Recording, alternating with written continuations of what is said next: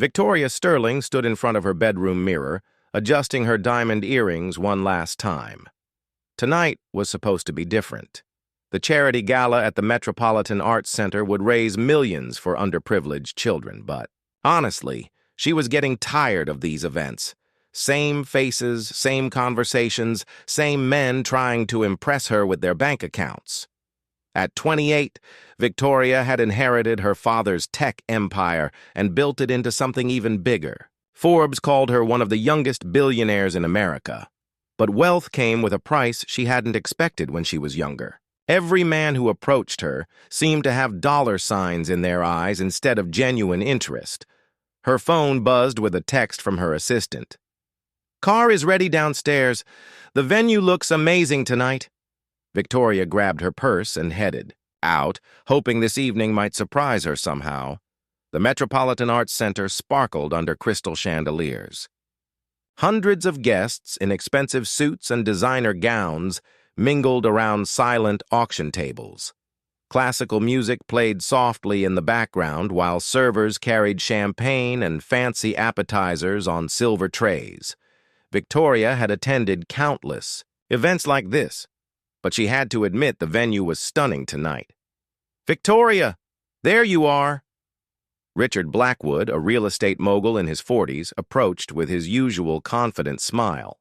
"You look absolutely radiant. I was hoping we could chat about that business proposal I mentioned last week."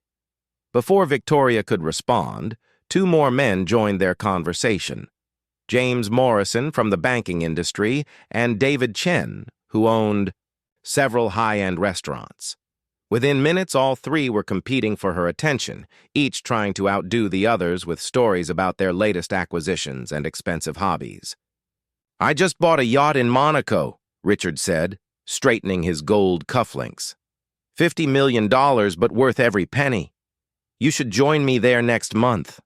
James laughed. "That's nothing. I'm building a private golf course in Scotland. Hired the same designer who worked on Augusta National. Cost me $80 million so far." David nodded seriously.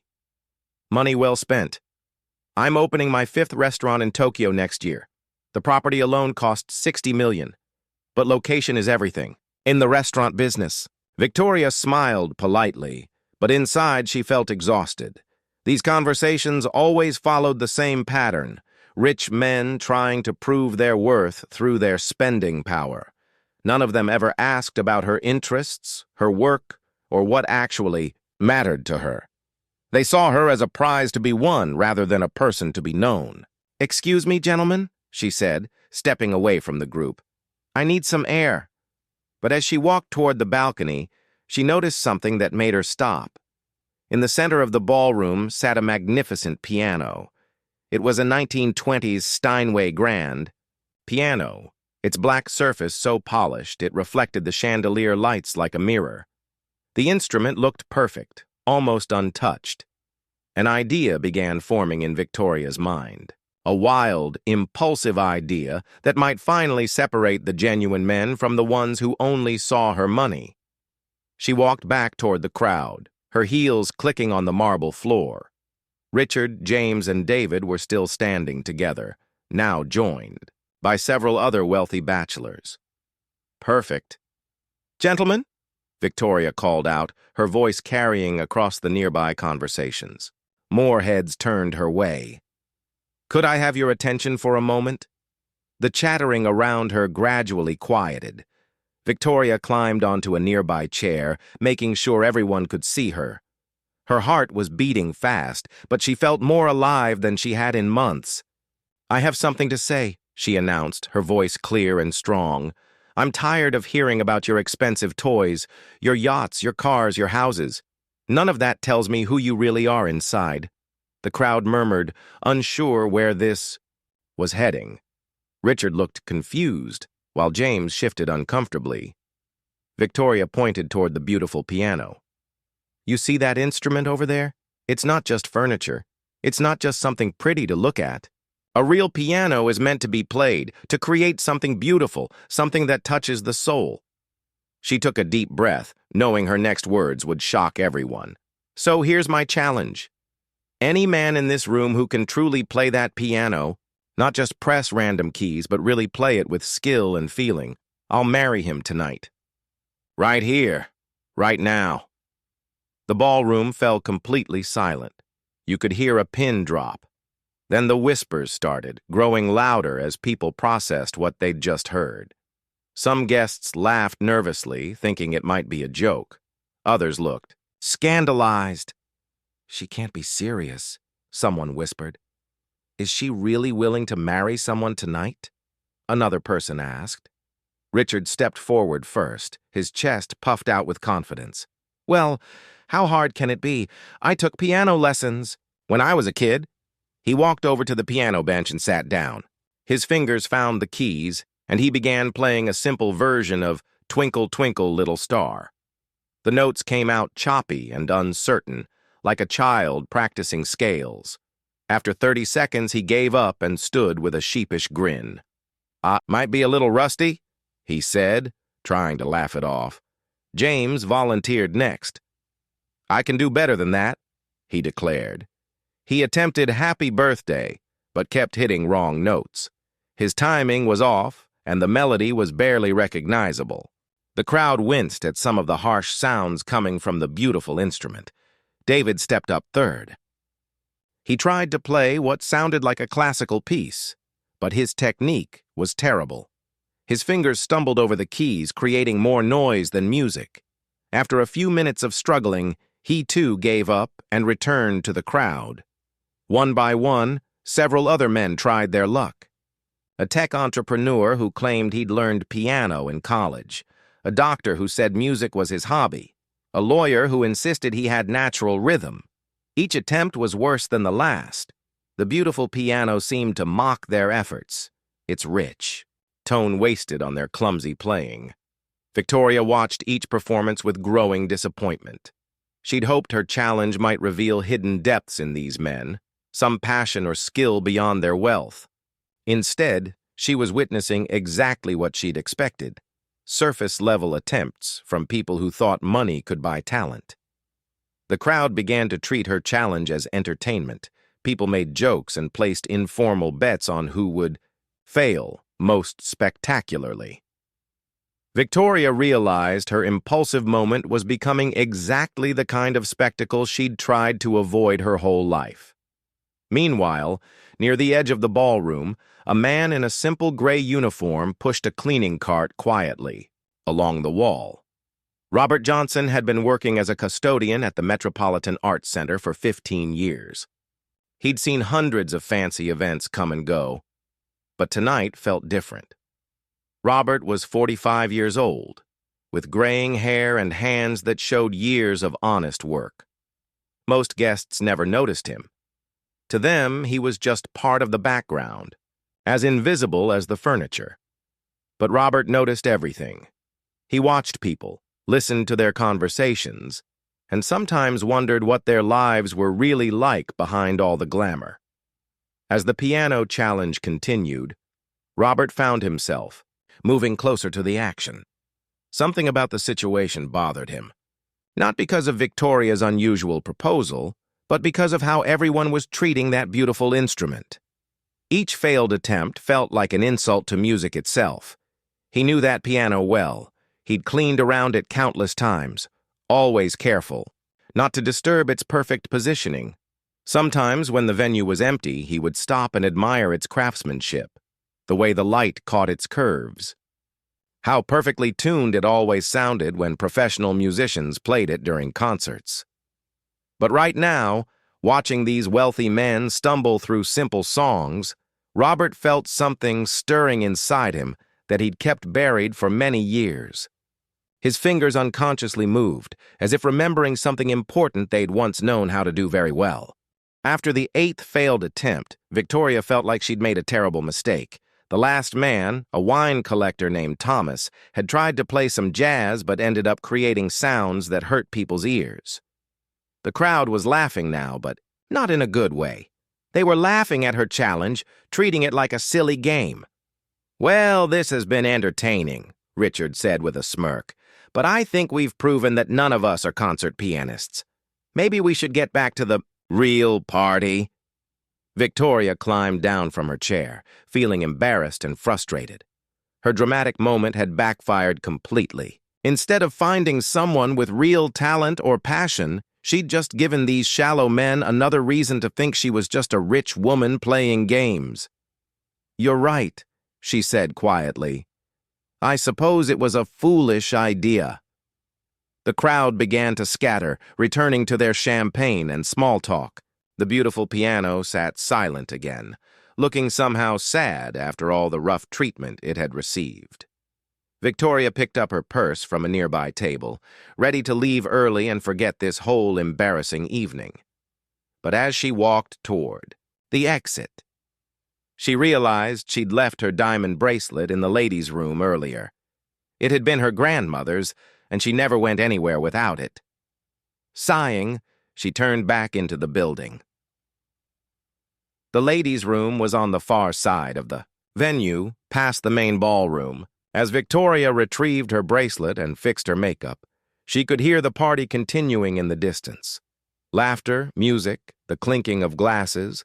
Part of her wanted to slip out the back exit and avoid facing anyone again tonight. She was walking back through a side hallway when she heard something that made her stop completely. Music. Real music, coming from the direction of the ballroom.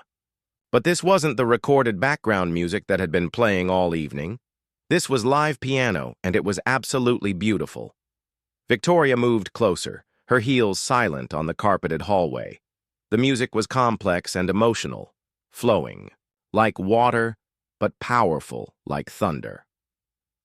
She recognized the piece, Rachmaninoff's Piano Concerto No. 2. It was one of the most difficult piano pieces ever written, requiring years of training and incredible skill to perform properly. Whoever was playing knew exactly what they were doing. Every note was perfect, but more than that, the music had soul. It told a story of longing and pain and hope all mixed together. Victoria felt goosebumps rising on her arms. She reached the ballroom entrance and peeked inside. Most of the guests had moved to other areas of the venue, leaving the main room nearly empty. Only a few servers were quietly cleaning up glasses and plates from abandoned tables. And there, at the beautiful Steinway piano, sat Robert the Custodian. Victoria couldn't believe what she was seeing. The same man who had been quietly pushing a cleaning cart along the walls was now creating the most incredible music she'd ever heard live. His weathered hands moved across the keys with the grace of a master, his whole body swaying slightly with the rhythm of the complex piece. She stood frozen in the doorway, afraid to move and break the spell. The music filled the empty ballroom, like magic, transforming the space into something sacred. This wasn't just someone playing piano. This was an artist expressing his very soul through music. Robert's eyes were closed as he played, completely lost in the music. His face showed a mixture of joy and sadness, as if the piano was allowing him to release emotions he'd been holding inside for years. Victoria had never seen anyone look so natural, so completely in their element. The piece built to a crescendo that gave Victoria chills. Robert's fingers flew across the keys with impossible speed and precision, creating layers of harmony that seemed to lift the very air around him. Then the music softened again, becoming tender and almost heartbreaking in its beauty. Victoria found herself holding her breath. In all her years of attending fancy events and concerts, she had never heard anything that moved her like this. The wealthy men who had attempted her challenge earlier seemed like children playing with toys compared to what she was witnessing now. As the final notes of the concerto faded into silence, Robert sat still for a moment, his hands resting on the keys. Then he seemed to remember where he was and what he was supposed to be doing. He started to stand up, probably planning to return to his cleaning duties. That's when Victoria stepped into the ballroom and began clapping. The sound of her applause in the empty room made Robert spin around in shock.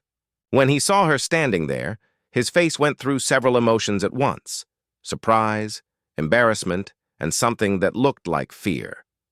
"Oh, Miss Sterling, I'm so sorry," he stammered, quickly standing up from the piano bench.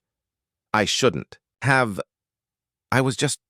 The room was empty, and I thought." "Don't apologize," Victoria said, walking closer. Her voice came out softer than she intended. "That was the most beautiful thing I've ever heard." Robert looked down at his feet, clearly uncomfortable with the attention. "I should get back to work. I still have 3 more floors to clean tonight." "Wait," Victoria said, reaching out her hand. "Please don't go. I need to understand something. How did you learn to play like that?" Robert shifted nervously, glancing toward his cleaning cart. "It's not important, ma'am. I really should finish my work." But Victoria wasn't going to let him escape that easily. "What you just played, that was Rachmaninoff, one of the most difficult pieces in classical music. You can't just pick that up as a hobby." "Where did you study?" Robert's jaw tightened slightly. "It was a long time ago. It doesn't matter now." "It matters to me," Victoria insisted. "Do you realize what happened here tonight? I challenged every wealthy man in that room to play piano with skill and feeling. They all failed miserably. And then you played like you were born to do it." She gestured toward the piano. "This is what I was looking for. This is what real talent sounds like. Not someone showing off their expensive hobbies, but someone who actually has a gift." Robert finally looked up at her, and Victoria was surprised by what she saw in his eyes. There was pain there, and longing, and something that looked like old dreams that had been pushed aside. "You don't understand," he said quietly. "I'm not the kind of person you make challenges about. I clean floors and empty trash cans. That's my life now." "But it doesn't have to be," Victoria said. "Someone with your talent should be performing in concert halls, not hiding it while you work night shifts." Robert let out a bitter laugh. "You think I chose this? You think I wanted to give up music?" The question hung in the air between them. Victoria realized she had stumbled into something much deeper than she'd expected. This wasn't just about a custodian who happened to play piano as a hobby. This was about someone who had once been something else entirely. "Tell me," she said, gently. "Help me understand." Robert looked at her for a long moment, as if trying to decide whether she was genuinely interested or just curious about an unusual situation. Finally, he sat back down on the piano bench, but didn't touch the keys. "I haven't played like that in front of another person for over 20 years, he said. Victoria pulled up a nearby chair and sat down, giving him her full attention. She had a feeling she was about to hear a story that would change everything. She thought she knew about talent, opportunity, and the paths life sometimes forces us to take. Robert stared at the piano keys for what felt like forever before he finally started talking. Victoria could see the internal struggle on his face, like he was deciding whether to open a door he'd kept locked for decades. "I grew up in Detroit," he began, his voice quiet but steady. "My grandmother lived with us, and she had this old upright piano in her living room. Thing was probably 50 years old and missing half its paint, but it still worked perfectly." Victoria leaned forward, not wanting to miss a single word. "When I was 5, I started picking out melodies by ear. Just little songs I'd heard on the radio or TV. My grandmother noticed and started teaching me the basics. She'd been a piano teacher back in her day before she got married and had kids." Robert's fingers unconsciously moved as if he was playing invisible keys. "By the time I was 8, I was playing pieces that most teenagers couldn't handle. My music teacher at school said I had something special. She convinced my parents to let me audition for the youth program at the Detroit Symphony." "Did you get in?" Victoria asked softly. Robert nodded. "Not only did I get in, but they offered me private lessons with one of their best instructors. For free. They said I had the kind of talent that only comes along once in a generation." Victoria felt a chill run down her spine. She was looking at someone who could have been one of the world's great pianists sitting here in a custodian's uniform. Everything changed when I turned 16, Robert continued. I was accepted to Juilliard with a full scholarship. Full ride, tuition, room, board, everything. My family was so proud. My grandmother cried when I told her. She said all those years of teaching me had been worth it just to see me get that chance. So what happened?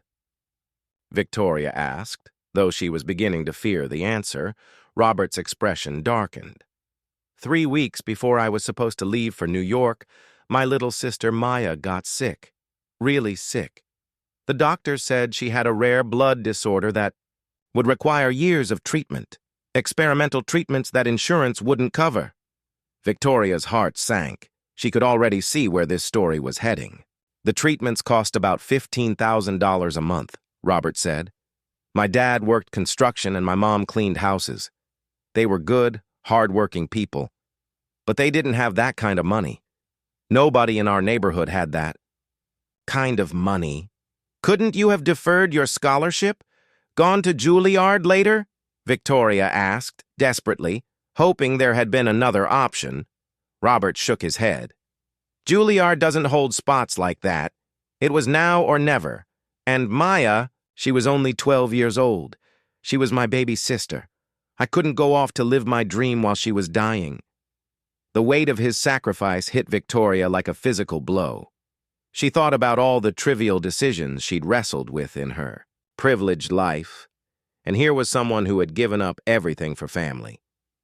So I turned down the scholarship, Robert continued. Got 3 jobs instead. Worked construction during the day, cleaned office buildings at night, and played piano at a local restaurant on weekends. Every penny went toward Maya's treatments. Did it work? Did she get better?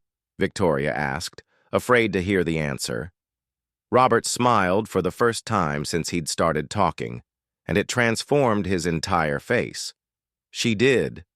It took 4 years, but the treatments worked. Maya's 28 now, married with 2 kids of her own. She's a nurse at Detroit General Hospital. Victoria felt relief wash over her, but it was mixed with profound sadness for what Robert had sacrificed. By the time Maya was healthy enough that I could think about my own life again, I was 21, Robert said. Too old for most music. Programs. The classical music world is brutal. If you're not established by your early 20s, the opportunities disappear. But surely someone would have recognized your talent, Victoria protested. You could have auditioned for orchestras, or taught private lessons, or... I tried, Robert interrupted gently. I really did. I auditioned for everything I could find, but I had no degree, no formal training beyond high school, and I'd been out of the classical world for 4 years. The music directors would listen politely, then remind me that they had candidates with master's degrees from prestigious conservatories. Victoria felt anger rising in her chest, not at Robert, but at a system that could waste such incredible talent. The piano at the restaurant where I worked weekends became my only outlet, Robert continued. But even that ended when the restaurant closed down. After that, I stopped playing altogether. It hurt too much. Every time I touched a piano, I remembered what I'd lost. How did you end up here? Victoria asked. I moved to the city about 15 years ago, looking for better job opportunities. The Arts Center was hiring, and I needed steady work with benefits. At first, I thought being around music again would be torture, but somehow, it helped. I could hear concerts from the hallways while I worked. I got to take care of these beautiful instruments even if I couldn't play them. Robert looked up at Victoria with eyes that held both sadness and acceptance. Until tonight, I hadn't played a full piece in over 20 years. I thought that part of me was dead. Victoria was struggling to find words. She'd grown up with every advantage money could buy, and here was someone whose talent far exceeded anything she'd ever encountered, working as a janitor because life had forced him to choose between his dreams and his family. Robert, she said finally, what you did for your sister was incredible, but what you gave up, It's not fair, he shrugged. Life isn't fair, but Maya is alive and healthy, and that's what matters. I made my choice, and I don't regret it. But what if there was still a chance? Victoria asked, her mind racing. What if it wasn't too late? Robert looked at her skeptically. I'm 45 years old, Ms. Sterling. The time for what-ifs passed. A long time ago. Call me Victoria, she said, and I don't think it's too late at all. Before Robert could respond, they heard voices coming from the hallway. The party was winding down and people were starting to leave. Robert immediately stood up and moved toward his cleaning cart. I really do need to finish my work, he said, his walls going back up. Thank you for listening, but please don't feel sorry for me. I've made peace with my life. Victoria watched him walk away, but her mind was spinning with possibilities. She'd spent years using her wealth for charity galas and tax write-offs, but she'd never encountered someone whose story moved her like Robert's did. As she finally left the arts center that night, Victoria couldn't stop thinking about talent wasted and dreams deferred. More importantly, she couldn't stop thinking about whether those dreams could somehow still come true. She had resources, connections, and influence that most people could only imagine. For the first time in years, Victoria felt like she'd found something meaningful to do with all of that power. The question was, would Robert let her help him reclaim the music that had never really left his heart? Victoria couldn't sleep that night. She lay in her penthouse apartment, staring at the ceiling and thinking about Robert's story. Every time she closed her eyes, she heard that beautiful music echoing in her mind. More than that, she kept seeing the look on his face when he talked about giving up Juilliard, the pain mixed with acceptance, the dreams he'd buried to save his sister. By 6 a.m, Victoria had made up her mind. She called her assistant and canceled all her meetings for the day. Then she got dressed and headed straight to the arts center. She found Robert in the maintenance room, preparing his cleaning supplies for the day shift. When he saw her, he looked surprised and a little uncomfortable. Victoria? What are you doing? Here so early? I've been thinking about our conversation last night, she said, closing the door behind her so they could talk privately. I have an idea, and I want you to hear me out before you say no. Robert sighed and sat down on a folding chair. I appreciate whatever you're thinking, but I told you, I've made peace with my life. But what if you didn't have to choose between helping your family and pursuing music? Victoria asked. What if you could do both?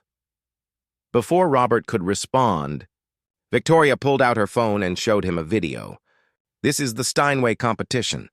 It happens every 3 years and it's open to pianists of any age or background. The winner gets a recording contract, a world tour, and $500,000. Robert glanced at the phone but shook his head. Victoria, I haven't performed professionally in 25 years. I can't compete with conservatory graduates who've been training their whole lives. You played Rachmaninoff perfectly last night, Victoria countered. From memory, after not touching a piano for years. That's not something you can teach. That's pure talent. One piece doesn't make a concert pianist, Robert said. Competition requires months of preparation, dozens of pieces, performance experience I don't have anymore. Victoria sat down across from him. What if you had time to prepare? What if you didn't have to worry about work or money while you trained? Robert looked at her suspiciously. What are you suggesting? I want to sponsor you, Victoria said simply. 6 months of intensive training with the best instructors in the city. Full salary so you don't have to work here. Whatever you need to get ready for the competition.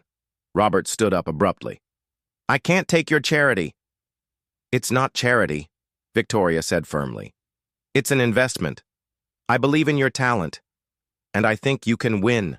And what do you get out of it? Robert asked. What's in this for you? Victoria thought about how to answer that. How could she explain that hearing him play had awakened something in her she didn't even know was sleeping? That for the first time in years she felt like her money could do something truly meaningful? Maybe I get to see real talent get the recognition it deserves, she said finally. Maybe I get to help someone achieve something beautiful instead of just writing checks to feel good about myself. Robert was quiet for a long moment. And if I fail? If I'm too old or too rusty or just not good enough anymore? Then at least you'll know you tried, Victoria said. Isn't that better than wondering what might have been for the rest of your life? Over the next few days, Victoria could see Robert wrestling with the decision. She didn't push him, but she did some research. She found the best piano instructor in the city, a retired professor from the conservatory who had trained several competition winners. She located a practice space with a perfect grand piano. She even reached out to the Steinway competition organizers to understand exactly what would be required. A week later, Robert found her in the Arts Center lobby after a small concert. "I've been thinking about what you said," he told her quietly, "about wondering what might have been." Victoria held her breath. "Maya called me yesterday," Robert continued. "I told her about your offer.